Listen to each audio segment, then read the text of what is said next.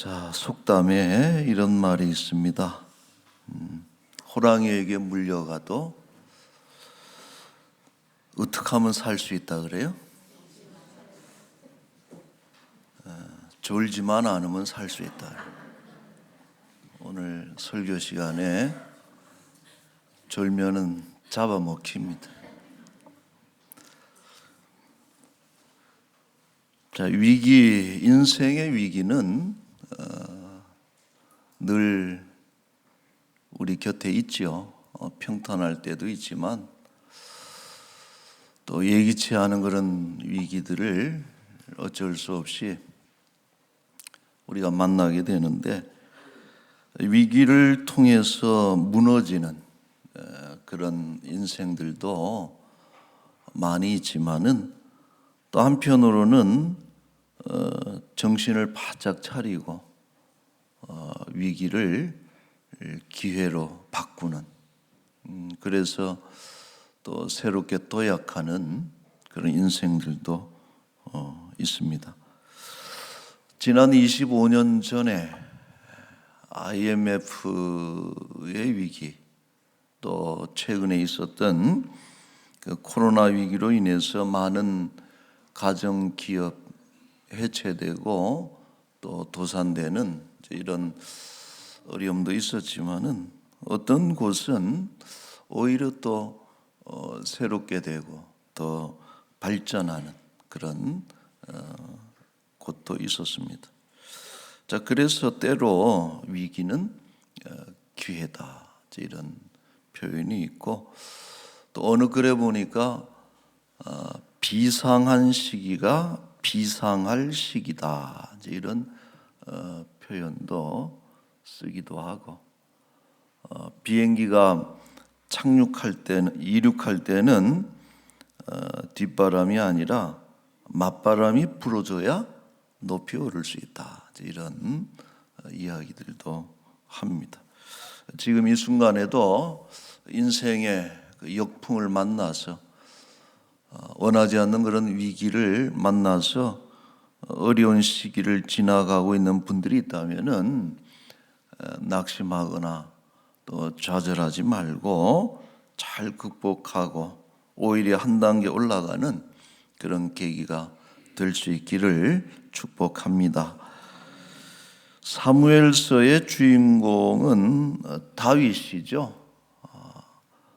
4명의 주연 인물을 우리가 지난주에 열거했습니다만은, 그래도 단연 그 주인공은 다윗입니다.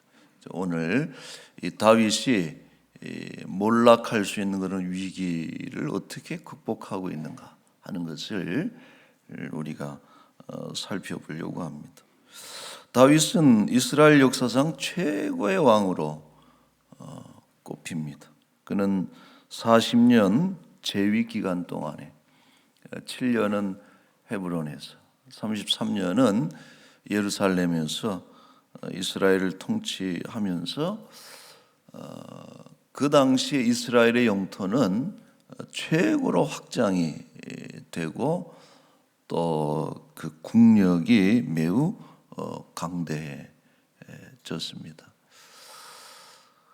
혹시 지도를 한번 좀 보시면은 여러분 그 잘 안 보이시겠지만은 화살표가 한 3개가 등장을 하는데, 첫 번째 분홍색 화살 표시가 그 이스라엘의 일반적 그 영토 경계를 뜻하는 거예요. 우리가 보통 그 단에서 브엘세바까지 이런 표현을 쓰잖아요. 그래서 위쪽이 북쪽 경계 단이고 밑에가 그 네게브 사막을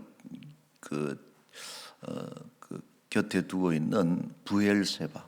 이제 이것이 이스라엘의 일반적인 영토입니다. 그런데 그 밑에 보면은 이 초록색이 다윗이 넓힌 이스라엘의 영토입니다. 그래서 그 밑으로는 사막지대를 지나고 해서 애굽의 경계까지 도달을 하고, 또 위쪽으로는 그 그 유브라데 강까지 이르는 뭐 거의 한 이렇게 보더라도 2배 이상 확장이 됐고, 마지막 그 세 번째 흑색 화살표는 솔로몬 시절의 그 통치의 영역입니다. 그래서 이때가 이스라엘의 가장 그 전성기였고, 이스라엘 백성들이 메시아의 예표로 다윗을 꼽는 것이 그만큼 이제 그의 역할이 대단한 것이죠. 자, 그러나 이 다윗의 노년기는 오히려 순탄치 않았습니다. 자식들 간에 서로 죽고 죽이는 그런 일이 벌어지고, 급기야는 자신이 가장 사랑하는 아들이었던 압살롬이 반역의 칼을 들어서 아버지를 겨냥하고 아주 비참하게 쫓아내는 이런 일이 일어나게 됩니다. 이때 다윗이 이미 나이가 70이 가까웠기 때문에 기민하지 못하죠.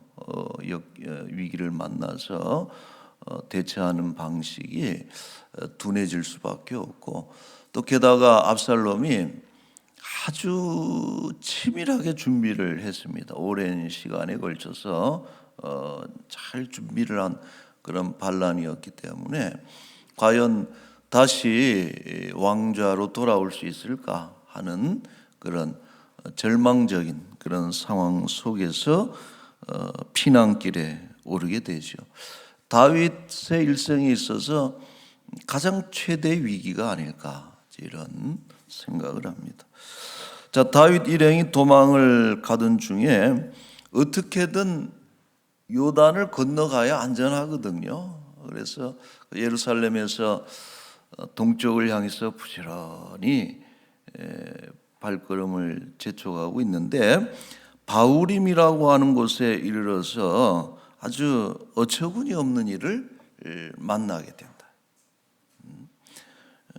5절에 보시면은 사울의 친족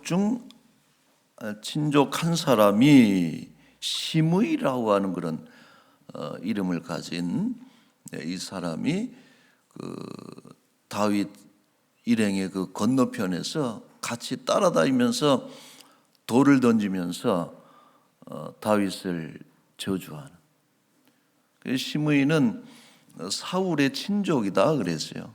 아마도 다윗이 사울을 밀어내고 왕이 된 것에 대해 앙심을 품고 있다가 이제 다윗이 위태로워지는 그런 틈을 타서 이렇게 공격을 하게 된 것이죠. 참 꼴 좋다. 사울의 집안을 그렇게 모멸차게 잔인하게 죽이고 쫓아내고 왕이 되더니 이제는 아들에게 왕위를 뺏기고 도망가는 신세가 되었구나 하고서 조롱을 하고 악의에 찬 조롱을 하고 저주를 하면서 돌을 던졌습니다. 당연히 다윗의 부하들이 발끈할 수밖에 없죠. 화가 났습니다. 9절에 보면은 스루야의 아들 아비새가 다윗에게 말하기를 이 죽은 개가 어찌 내 주 왕을 저주합니까? 청하건대 내가 건너가서 그의 머리를 베게 하소서. 저놈의 목을 베야 되겠습니다. 아주 격분해서. 여러분 잠깐 참고적으로 스루야는 다윗의 누이를 말하는 거예요.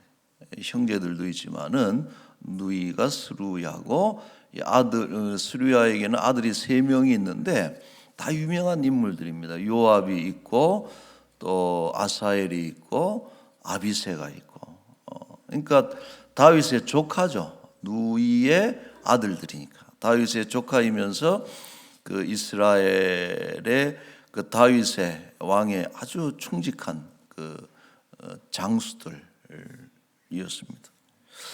자, 이렇게 아비새가 격분을 해서 시므이를 죽이자고 이야기를 하는데 흥미로운 것이 다윗의 반응이다. 그래, 가서 목을 한번 가져와라 이렇게 이야기한 것이 아니고 오히려 아비새를 나무라죠. 그럴 일이 아니다. 그러지 말아라 하고서 이 시므이가 하는 짓을 그대로 내버려 둡니다. 자, 그 이유가 무엇일까? 10절 말씀에 보면은 그가 저주하는 것은 여호와께서 그에게 다윗을 저주하라 하심이니 네가 어찌 그리하였느냐 할 자가 누구겠느냐. 지금 시므이가 이 짓을 하고 있는 것은 하나님께서 시킨 것인데 하나님이 시킨 일을 우리가 어떻게 네가 어찌 그랬느냐 할 수가 있겠느냐, 이 말이죠. 자, 과연 하나님께서 시므이에게 이런 명령을 내렸을지는 알 수가 없죠.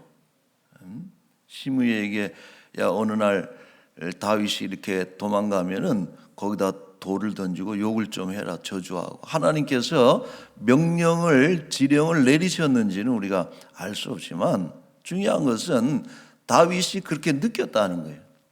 지금 다윗이 느끼고 있는 것은 뭐냐면 이것은 지금 시므이의 문제가 아니라 이 일은 하나님께서 하신 일이다. 여러분, 이것이 어찌 보면은 다윗의 매우 중요한 그 신앙적 태도입니다. 공경을 만나서, 위기를 만나서, 어처구니 없는 그런 일을 만날 때에 그 시므이를 향해서 온 압살롬을 원망하고 시므이를 비난하고 그런 어떤 그들에게 어떤 탓을 돌리기 이전에 그는 지금 자기가 당하고 있는 어떤 어려움, 얼마나 여러분 40년 동안 그 무소불위의 권력을 가지고 편안한 생활을 했습니까? 그런데 이렇게 말년에 자기 아들의 반역을 통해서 쫓겨가는 이런 어처구니 없는 일을 당했을 때에 참 속으로 화도 나고 여러 가지 생각이 있었겠지만은 딱 떠오르는 것이 이것은 시므이의 일이 아니다. 압살롬의 문제가 아니다. 이것은 내 죄로 인해서 내가 잘못하고 있는 것에 대해서 하나님께서 징계하시는 손길이다라고 하는 것을 강하게 인식을 한 것이죠.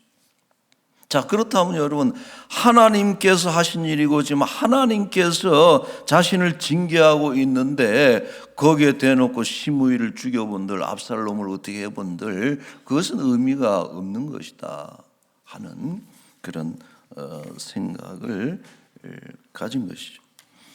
자, 더 나아가서 한 구절 더 보면은 12절에 이런 말씀이 있습니다. 같이 한번 읽어볼까요? 혹시 여호와께서 나의 원통함을 감찰하시리니 오늘 그 저주 때문에 여호와께서 선으로 내게 갚아 주시리라. 아멘. 자, 결국 다윗이 생각에 문제 해답은 누가 주고 있느냐? 하나님께서 갖고 계시는 것이지, 요 앞에서 지금 갈짝대고 있는 시므이를 어떻게 해본들 혹은 압살롬을 어떻게 해본들 이것이 아니라 문제는 하나님께서 키를 쥐고 계신다라고 하는, 하나님께서 푸셔야 풀릴 수 있다라고 하는, 위기를 만날 때, 고난을 만날 때 하나님 앞에 자신을 세우고 자기를 돌아보는 그런 기회로 삼은 것이죠. 여러분, 이것은 다윗의 장점입니다. 그는 때로 정신을 못 차리고 엄청난 범죄를 저지르기도 하죠. 그러나 위기의 순간에는 한결같이 하나님 앞에서 자신을 돌아보는 태도를 지녔다. 전반기에는, 인생의 전반기에는 타인에 의해서, 사울에 의해서 위기를 겪었지만은 또 이 후반기에 지금 겪는 것은 자초한 그런 위기이기도 하지만은 그는 어쨌든 모든 위기 속에 오히려 그 위기 가운데서 하나님을 찾고 하나님 앞에서 자기를 돌아보는 이런 신앙의 태도를 가진 것이 그의 장점이고, 위기 속에 무너지지 않고 다시 일어날 수 있었던 중요한 요소가 되는 것입니다. 여러분, 엘리와 사울이 왜 망했습니까? 그들이 망하면서 망하는 가운데서도 하나님께서 수없이 사인을, 그게 시므이가 됐든 누가 됐든 분명히 사인을 보내셨음에도 불구하고 망하는 중에도 돌이키지 않았기 때문에 결국은 망하고 말았지만 다윗은 하나님을 바라보았던 것입니다.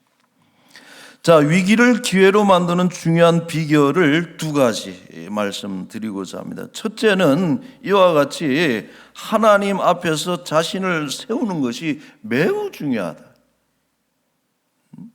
우리가 여러분 어려움을 만나고 원치 않는 공경과 힘든 일을 만날 때는 중요한 것이고요, 하나님 앞에 자기를 세워야 되는 것입니다. 지난날 IMF 위기 속에서 오히려 망하지 않고 더 발전한 기업들의 공통점이 있어요. 그들은 방만하게 운영되었던 경영의 거품을 빼고 전열을 정비했다는 것이에요. 여러분, IMF를 당해보니까 물론 그 촉발제가 됐던 유명한 기업이 하나 있잖아요.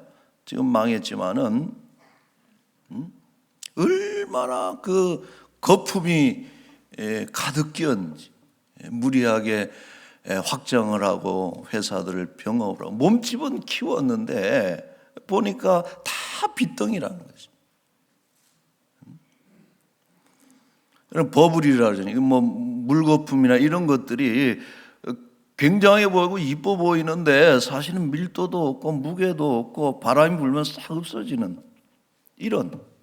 근데 대한민국의 기업들을 보니까 대부분 그렇더라는 거예요. 그 회사만 그런 것이 아니에요. 그들이 그런 가운데서 아주 뼈아픈 자기 각성을 가지고 회사들이 몸집을 줄이고 조정을 하고 전열을 정비하면서 오히려 더 튼튼해지고 또 도약하는 그런 계기가 된 것이고, IMF는 어찌 보면은 참 많이 어려웠지만은 우리나라를 체질을 개선하는 중요한 사건이기도 한 것입니다. 여러분, 마찬가지, 우리의 신앙도 마찬가지입니다. 우리의 신앙이 너무 거품이 많아. 정말 중요한 것과 중요하지 못한 것을 그걸 구별할 줄 알아야 되는데 우리가 왜 그토록 지금 기도하고 하나님을 찾고 하나님의 도우심을 바라보는 일이 어떤 것을 가지고 그렇게 하느냐 이거예요.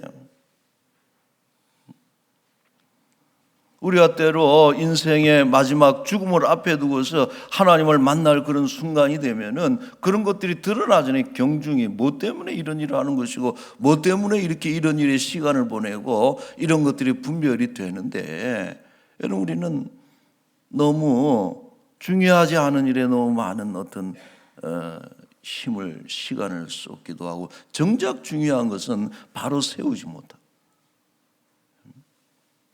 인생의 위기를 만날 때는 이런 것들을 보게 된다는 것이 하나님 앞에.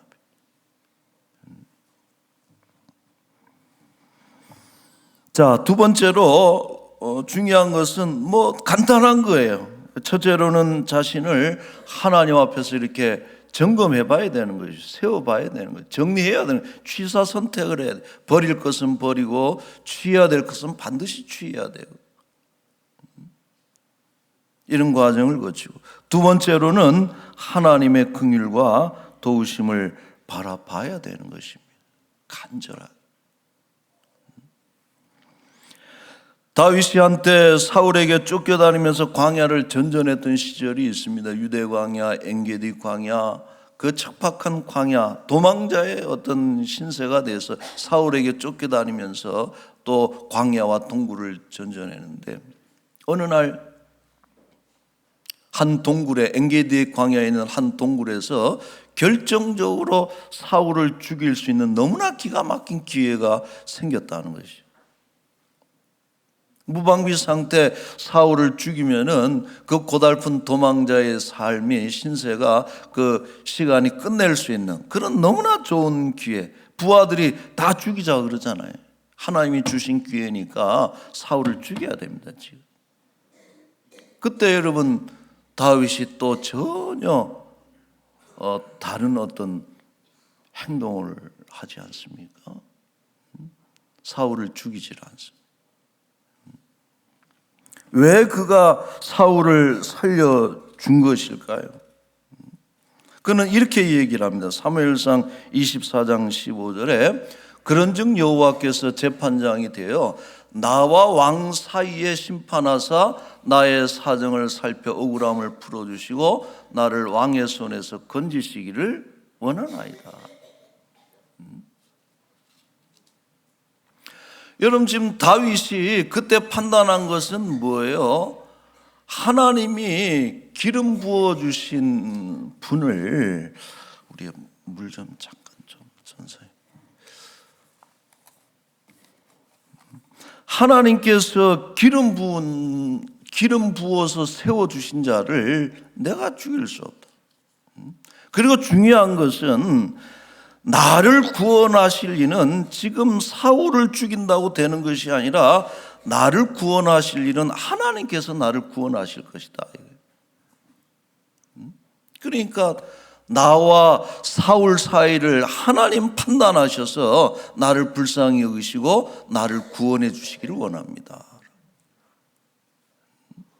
그런 기도를 한 것이죠. 후일 그는 모든 위기를 벗어난 뒤 다음과 같이 고백을 합니다. 사무엘하 22장 2절에 보시면은 이 22장은 뭐냐 하면 그 표제가 뭘로 붙어 있냐면은 다윗이 모든 위기를 벗어난 뒤에 이런 고백을 찬양을 하나님께 올렸다라고 말씀하는 것이 22장이에요. 2절에 3절인데 우리 같이 한번 읽을까요? 이르되 여호와는 나의 반석이시요 나의 요새시요 나를 위하여 나를 건지시는 자시요 나의 구원자시라 나를 풍력에서 구원하셨도다. 여러분 그때도 그런 믿음을 가졌어요. 내가 비록 쫓겨다니고 있지만은 하나님께서 나를 안수하셔서 왕으로 예정하셨고 하나님께서 나를 구원하실 것이다 라고 하는 믿음을 가졌는데 그가 정작 위기에서 벗어나고 보니까 하나님이 나의 구원자시라 확증하고 증거하게 된 것이요. 구원하심이 보좌에 앉으신 어린 양 예수께 있도다. 여러분 이 표현이 너무나 감사해요. 나를 위하여 나를 건지시는 나의 구원자다. 우리를 구원하실 분은 오직 한 분 하나님밖에 없으신 것입니다. 우리의 구원은 다른 데서 오는 것이 아니에요. 우리가 바라볼 곳은 다른 곳이 아니고 오직 우리의 구원은 하나님께 있다라고. 얼마나 여러분 다윗이 그것이 뼈에 사무쳤으면 이런 나를 위해서 나를 건지시는 나의 구원자. 그의 평생에 그가 하나님을 어떻게 경험했느냐? 자신을 위해서 구원하시는 하나님의 그 경륜, 그 섭리와 그 사랑을 그가 너무나 강하게 경험을 한 것입니다. 오늘 이 시간에도 나를 건지시는 나의 구원자, 여러분을 건지시는 여러분의 구원자가 하나님이신 줄로 믿습니다. 이러한 믿음, 이것이 그처럼 위기의 상황, 무너질 수 있는, 절망할 수 있는, 아무도 나를 도와주지 않는다라고 하는 그런 참 어려운 그런 절망적인 상황 속에서도 유일한 구원자가 하나님이라는 이런 고백을 하게 될 때에 하나님께서 기뻐하시는 것이죠. 그리고 그를 위해서 하나님은 일하시고 구원하신 것입니다. 자, 말씀을 정리하겠습니다. 여러분, 두 가지 혹시를 잊지 말자. 두 가지 혹시를 잊지 말자. 첫째는 뭐냐면은 형통하고 평안함 가운데 있다면은 혹시 이것으로 인해서 고난이 올 것인가를 미리 살펴야 된다라고. 다윗이 어리석음이 그거예요. 얼마나 평안했어요. 얼마나 아무도 어느 누구도 다윗 앞에서 아니오라고 하지는 못하는 절대적인 평안, 절대적인 권력을 쥐고 있었던 다윗이었지만은 그 순간에 그 집안에서 썩고 있었다라고 하는 거예요. 아들이 아버지를 죽이고 아버지를 내치려고 하는 그런 음모가 수년간에 걸쳐서 익어가고 있는 그런 순간 속에서도 그가 깨닫지를 못했다라고. 여러분, 우리가 지금 누리고 있는 평안함과 또 형통함 속에 이러한 것이 혹시라도 있는지 돌아보는 것이 여러분 중요하다는 거예요. 지혜롭다는 것이. 그리고 또 한 가지 혹시는 뭐냐 하면은 비록 공경 가운데 있을지라도 혹시 그것으로 인해서 하나님께서 선을 베풀어 주실지 소망해야 된다라고 하는. 어려운 일을 만나면은 아이고 원망하고 누구 탓하고 이런 것 이전에 견디면서 하나님께서 나에게 주시는 연단이구나. 이걸 잘 견디면 나를 긍휼히 여기셔서 구원해 주실 것을 소망하는 이런 믿음이 필요하죠. 자, 성경 한 구절만 더 볼게요. 사무엘하 22장 28절 29절인데 같이 읽겠습니다. 주께서 곤고한 백성은 구원하시고 교만한 자를 살피사 낮추시리다. 여호와여, 주는 나의 등불이시니 여호와께서 나의 어둠을 밝히시리다. 아멘. 곤고한 백성은 구원하시고 교만한 자는 낮추시는 하나님. 여러분, 다윗은 시인이잖아요. 얼마나 아름다운 시편들을 많이 썼어요. 너무나 감동적. 주는 나의 등불입니다. 나의 어둠을 주께서 밝히실 것입니다. 하는 이런 아름다운 언어로 하나님을 찬양한 그런 구절인 것입니다. 여러분, 오늘 이 다윗의 고백과 같이 공고한 나라에 여러분, 호랑이한테 물려가도 어떻게 하면 살 수 있어요? 졸지 않으면 다윗의 고백과 같이 그처럼 공고한 날에 우리가 기도와 찬양을 멈추지 말고 정신을 바짝 차려서 더 기도하고 더 찬양함으로 인해서 우리 위기를 기회로 역전시키고 믿음으로 승리하는 은혜가 있기를 축원합니다. 아멘. 기도하겠어요. 우리 같이 한번 기도하겠습니다. 오늘 귀한 말씀 주셨고 너무나 명약관한 그런 간단한 태도입니다. 우리가 어려운 일을 만나면 다른 데 쳐다볼 것도 없어요. 누구 때문에 뭐 때문에 핑계댈 것도 없습니다. 하나님 앞에 서야 됩니다. 이것을 통해서 하나님 무엇을 말씀하시고 어떻게 만들어 가실지를 살펴야 되는 것입니다. 또 그 앞자리가 가장 안전한 자리예요. 우리의 운명과 우리의 삶이 타인의 손에 달려있다 그러면 얼마나 불안합니까?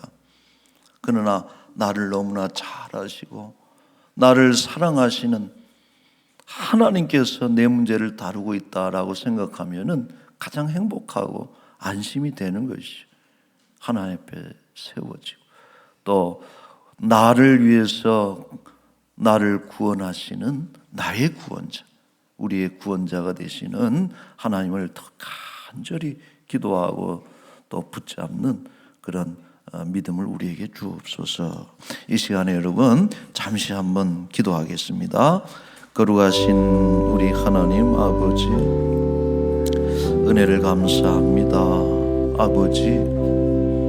아버지 좋은 날만 있으면 얼마나 좋겠습니까? 그러나 때로는 복이 변해서 화가 되고 또 굳은 날은 너무나 힘들지만 그러나 때로 화가 변해서 복이 되는 그러한 인생의 이치가 있는 줄로 우리가 아옵나니 지금 좋은 때를 보내고 있다면 더욱더 근신하고 자기를 돌아보게 하시고 지금 원치 않는 아버지 위기를 만나서 힘겨워하는 이들이 있다면은 하나님께서 이를 통해서 새롭게 하시고 더욱더 단단하게 하실 줄로 믿고 하나님을 더욱더 굳게 붙잡는 우리의 믿음이 성숙해지고 우리의 믿음이 더욱더 견고해지는 그런 믿음의 좋은 계기가 될 수 있도록 주여 인도하여 주시옵소서. 우리 사랑하는 모든 지체들 불쌍히 여겨주시고 하나님께서 꼭 구원하셔서 새롭게 하시고 주여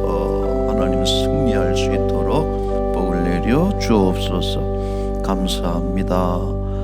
전능하신 하나님, 자비하신 우리 아버지, 산오라면 좋은 날만 있으면 좋겠지만 때로 굳은 날도 섞여서 오는 것을 우리가 다시 한번 깨닫습니다.